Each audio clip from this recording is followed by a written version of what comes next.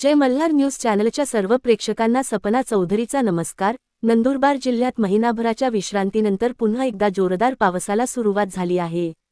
हवामान खात्याने वर्तवलेल्या अंदाजानुसार नंदुरबार जिल्ह्यात दमदार पावसाला सुरुवात झाली असून गेल्या महिन्याभरापासून पावसाचा खंड पडला होता, त्यामुळे शेतकऱ्यांची पिके धोक्यात आले होते, तर काही ठिकाणी शेतकऱ्यांवर दुबार पेरणीचे संकट उभे ठाकले होते।